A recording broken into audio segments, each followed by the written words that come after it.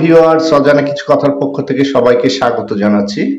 আজকে চলে আসলাম গুয়াহাটির প্রান্তরে নেপালি মন্দির, কামাখ্যাপুরীর দেশ এ রাজ্য, সেই গুয়াহাটির তার রাজধানী। এখানে আমরা চলে আসছি পল্টন বাজারে। পল্টন বাজারের পাশেই আমাদের সেই কাঙ্ক্ষিত সেই নেপালি মন্দির। মন্দিরের শহর বলা হয় সেই গুয়াহাটিকে। আসাম রাজ্যের রাজধানী সেই গুয়াহাটি। এই যে তোমরা দেখতে পাচ্ছ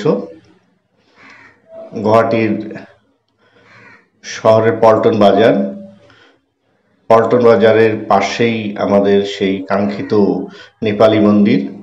নেপালি মন্দিরের সামনে একটি বিলাসবহুল হোটেল আছে, এই যে দেখতে পাচ্ছ, সেটা হচ্ছে 3 স্টার, 5 স্টার বিভিন্ন জায়গায় ইন্ডিয়ার আছে, যেমন মুম্বাই আছে 5 স্টার, তো এটা হচ্ছে 3 স্টার। তো এই যে সামনেই যে হলুদ বিল্ডিংটা দেখতে পাচ্ছ, এটাই হচ্ছে সেই কাঙ্ক্ষিত নেপালি মন্দির। তো নেপালি মন্দিরের সামনেই আমরা চলে এসেছি। বিশাল বিশাল অট্টালিকা দাঁড়িয়ে আছে নেপালি মন্দিরের সামনে। এই যে পাশেই তার একটি সাইমন্স বিল্ডিং আছে, তারপরে 3 স্টার হোটেল আছে, আর সামনাসামনি রাস্তার অপর প্রান্তে আছে নেপালি মন্দির।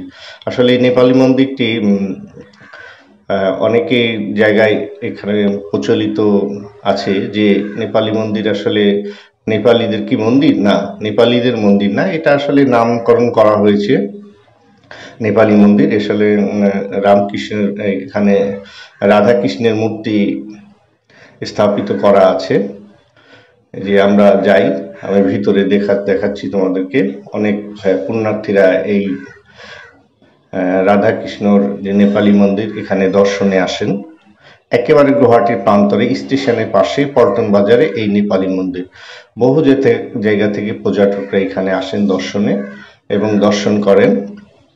নেপালি মন্দির খুবই সুন্দর একটা মন্দির, এবং খুব কামাখ্যা যেমন সব জায়গার লোকজন চেনে, কামাখ্যা মন্দির নাম জানে, এই নেপালি মন্দিরেরও অনেকেই নাম জানে নেপালি মন্দির।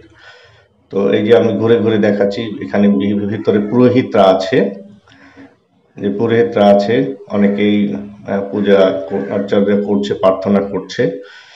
তো এই সময় যখন আমি যাই তখন লোক সংখ্যা খুব কম ছিল ভেতরে। তো আমি ওদেরকে পারমিশন নিয়ে আমি ভিডিওটা করলাম। খুবই সুন্দর সুসজ্জিত একটি মন্দির। আমি ঘুরে ঘুরে তোমাদেরকে চলো দেখাই।